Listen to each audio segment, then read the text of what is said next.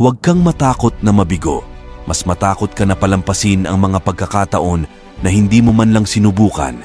Naniniwala ako na ang pinakadakilang regalo na maari mong ibigay sa iyong pamilya at sa mundo ay ang isang malusog na ikaw. Ang pasasalamat ay ang pinakamahalagang sangkap sa pagkakaroon ng matagumpay at masaganang buhay. Hindi mo tungkulin na magustuhan ako. Akin yon. 3 bagay lang ang may kontrol ka sa iyong buhay. Ang mga kaisipan na iniisip mo, ang mga imahe na binivisualize mo, at ang mga aksyon na ginagawa mo. Hindi mo mababago ang iyong buhay hanggang hindi mo binabago ang isang bagay na ginagawa mo araw-araw. Ang sikreto ng iyong tagumpay ay matatagpuan sa iyong araw-araw na ginagawa. Hindi ka bibigyan ng pangarap kung wala kang kakayahang tuparin ito. Ang paninisi ay pag-aaksaya ng oras.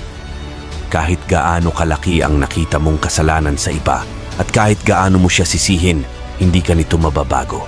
Hindi mo kailangang maging perpekto, kailangan mo lang itong simulan. Kung nais mong magtagumpay, kailangan mong alisin ang salitang hindi ko kaya at lahat ng mga katulad nito gaya ng sana ginawa ko. Ang lahat ng iyong ninanais ay nasa kabilang bahagi ng iyong takot.